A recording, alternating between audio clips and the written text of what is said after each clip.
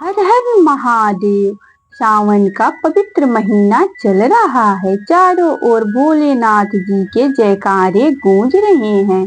कहीं शिवलिंग पर जल चढ़ाया जा रहा है, कहीं बेलपत्र अर्पित किए जा रहे हैं, तो कहीं भक्त पूरे मन से भगवान शिव जी का नाम जप रहे हैं। लेकिन क्या आप जानते हैं, सावन के महीने में भगवान शिव जी की एक ऐसी कथा सुनना जो मन को श्रद्धा से भर दे, भक्त के जीवन में सकारात्मकता और भक्ति भाव बढ़ा सकता है।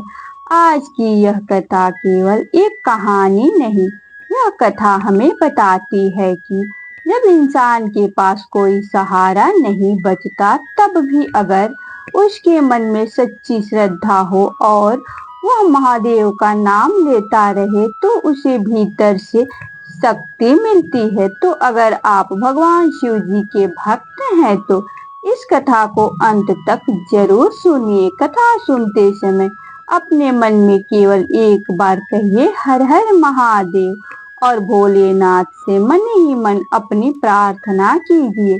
तो आइए सच्चे मन से भगवान शिव जी का स्मरण करते हुए शुरू करते हैं आज की पावन कथा। भगवान शिव जी का स्मरण।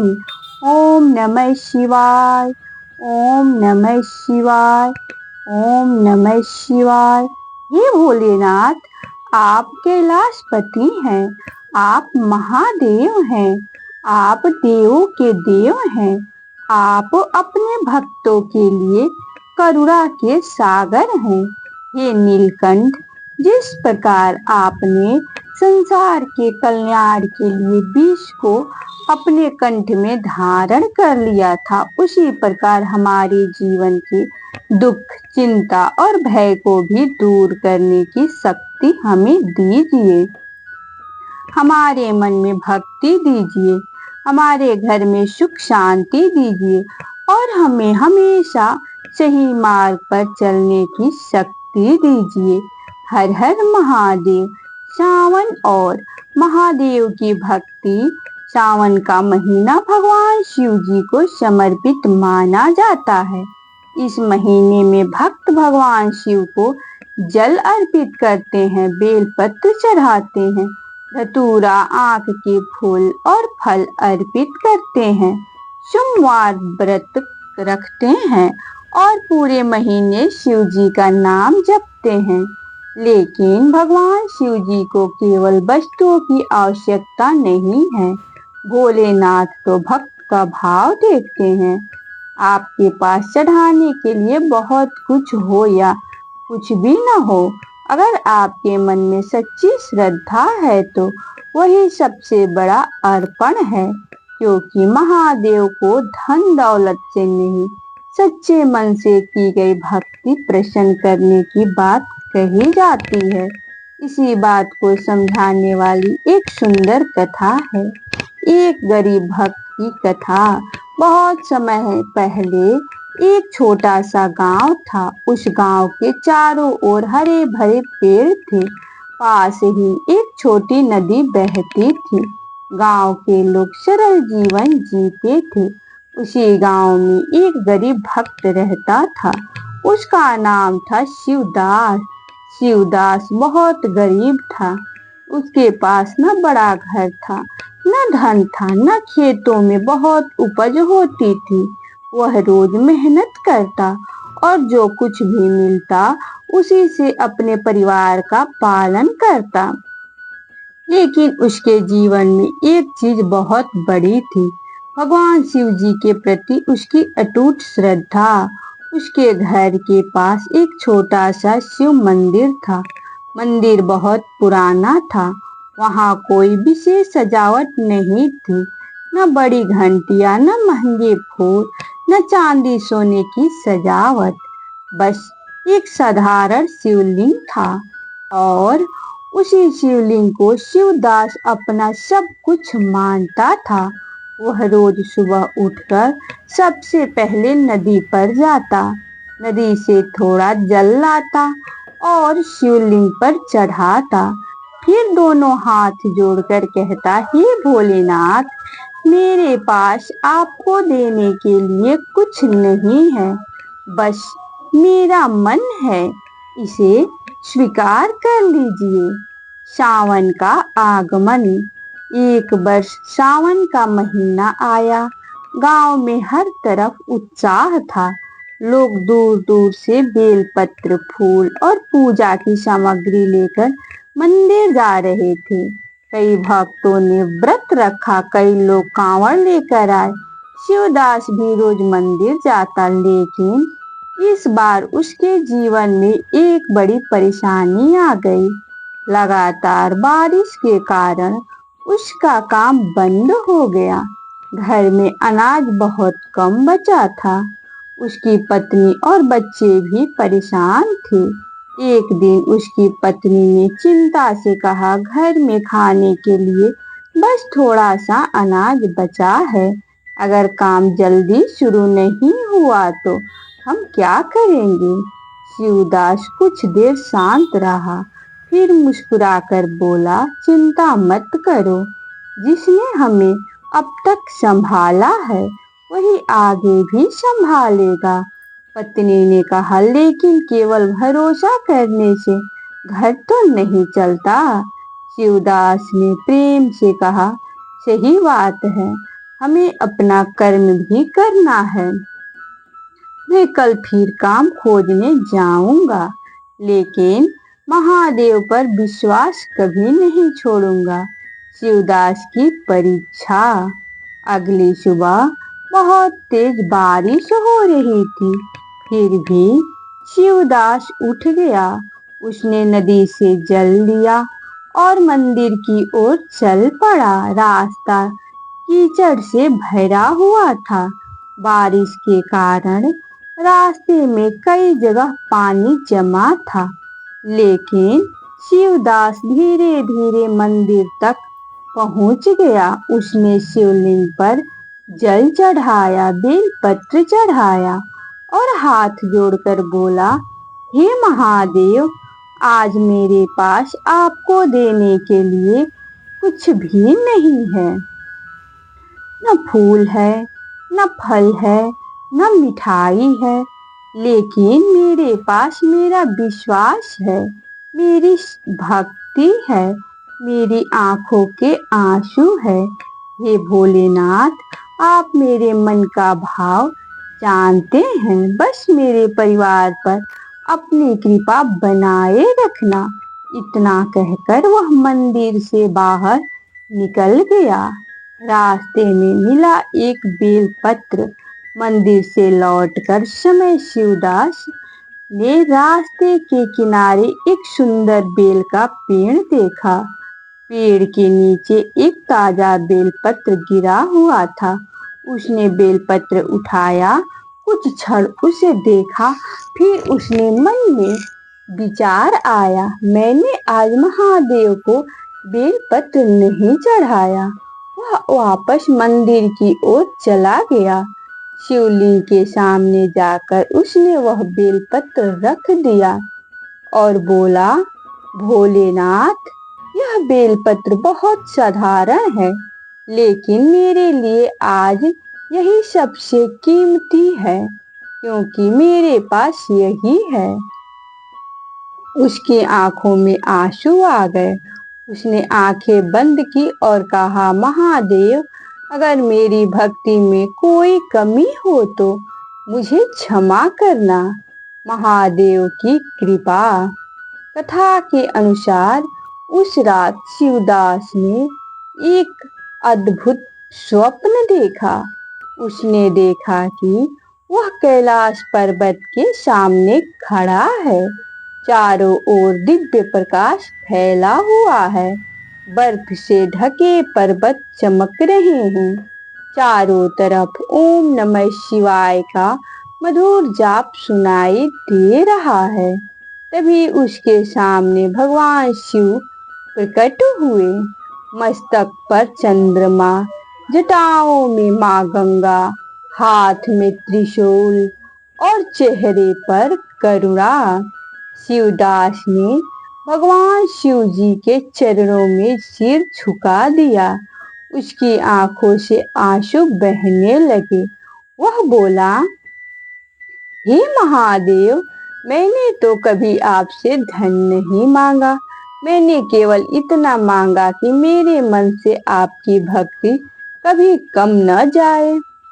भगवान शिव जी मुस्कुराए और बोले, वत्स, मुझे तुम्हारा धन नहीं चाहिए, मुझे तुम्हारा सच्चा भाव चाहिए।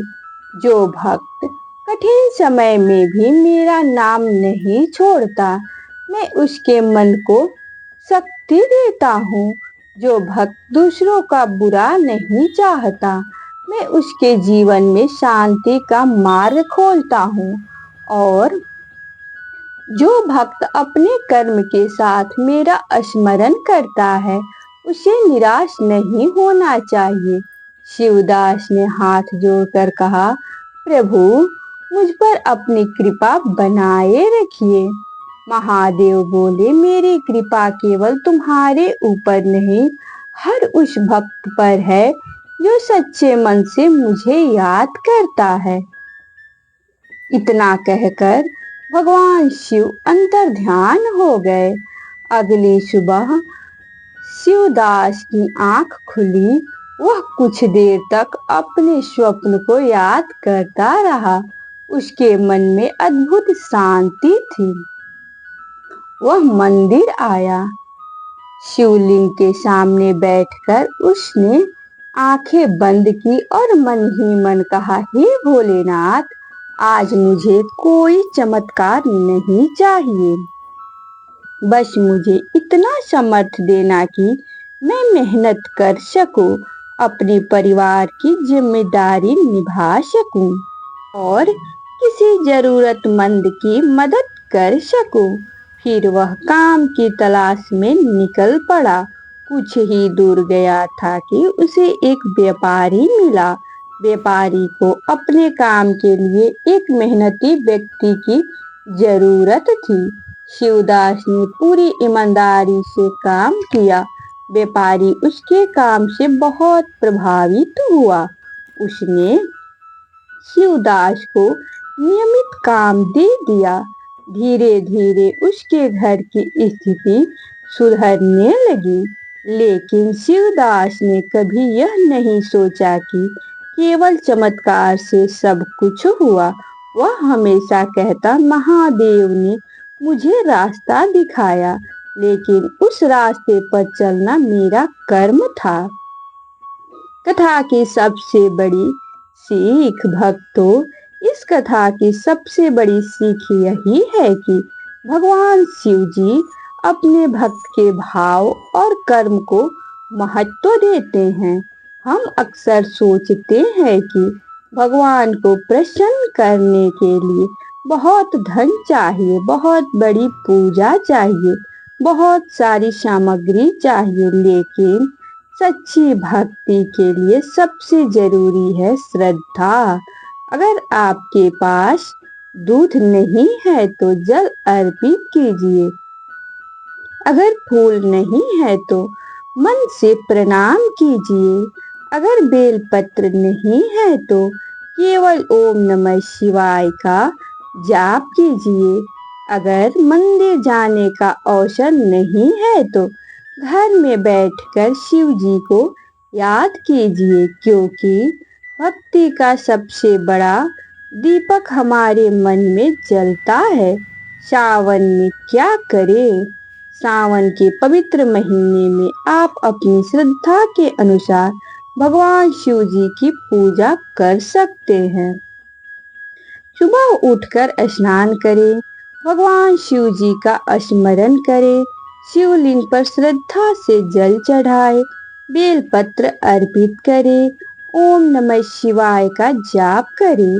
सोमवार को अपनी सामर्थ्य और स्वास्थ्य के अनुसार व्रत का या सात्विक आहार रखें। जरूरतमंद व्यक्ति की सहायता करें, किसी भूखे को भोजन कराएं, पशु पक्षियों के लिए पानी रखें और सबसे जरूरी, किसी का दिल दुखाने से बचे, क्योंकि शिव जी भक्ति केवल मंदिर में नहीं हमारे व्यवहार में भी दिखाई देनी चाहिए।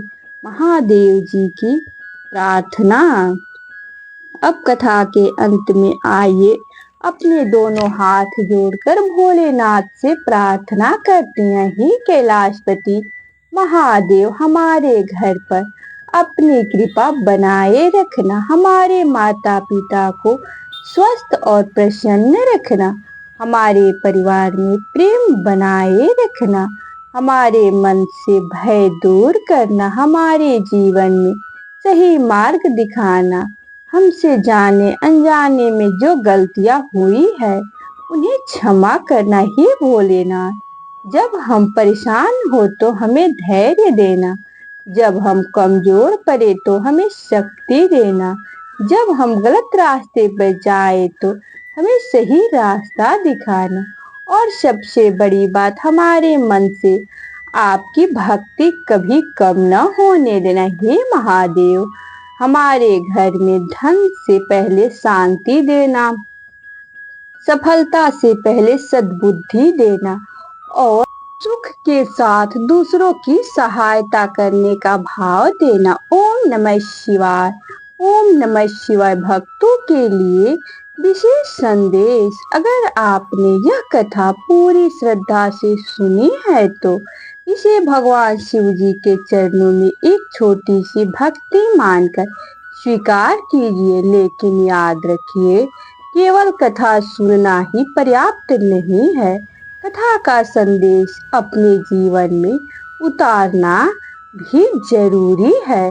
किसी दुखी व्यक्ति के चेहरे पर मुस्कान लाना, किसी जरूरतमंद की सहायता करना, अपने माता पिता का सम्मान करना, सत्य बोलना, ईमानदारी से मेहनत करना और कठिन समय में भी भगवान पर विश्वास बनाए रखना, यही सच्ची शिव भक्ति का मार्ग है। तो भक्तों, आज की इस पावन कथा से हमें यही सीख मिलती है कि भगवान शिव जी को दिखावे की नहीं, सच्चे मन की भक्ति चाहिए। आपके पास बहुत कुछ हो या थोड़ा, महादेव के सामने श्रद्धा से सिर झुका दीजिए, क्योंकि भोलेनाथ सच्चे में भोले हैं, वह भक्त के मन का भाव देखते हैं। इस सावन आप भी अपने मन में एक संकल्प लीजिए,